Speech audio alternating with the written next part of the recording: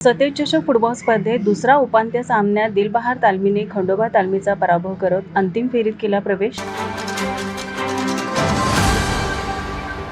पाटाकडील तालीम मंडळ आयोजित सतेज चषक फुटबॉल स्पर्धेत आज दुसरा उपांत्य सामना खंडोबा तालीम मंडळ विरुद्ध दिलबहार तालीम मंडळ यांच्यात झाला।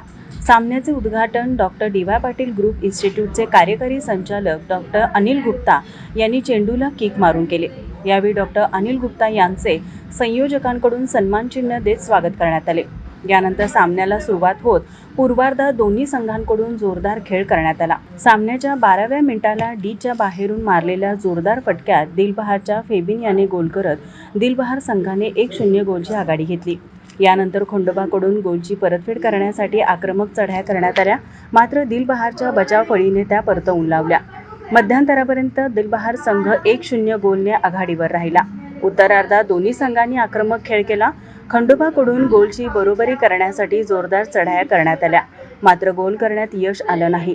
संपूर्ण वेळेत हीच आघाडी राहिल्याने दिलबहार संघाने खंडोबा संघाचा 1-0 गोलने पराभव करत अंतिम फेरीत प्रवेश केला।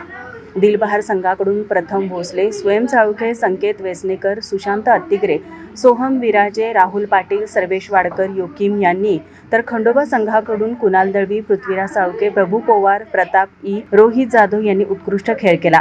उद्या मंगळवारी डॉक्टर बाबासाहेब आंबेडकर जयंती निमित्ताने सुट्टी असून बुधवारी 15 एप्रिल रोजी होणाऱ्या अंतिम सामन्याकडे लागले आहे। वेताळ तालीम मंडळ विरुद्ध दिलबहार तालीम मंडळ यांच्या दुपारी 4 वाजता होणाऱ्या सामन्यात सतेज चषकवर कोण नाव कोरणार याची उत्सुकता फुटबॉल प्रेमींमध्ये शिगेला पोहोचली आहे। माझं महाराष्ट्र न्यूजसाठी नाजत्तार, कोल्हापूर।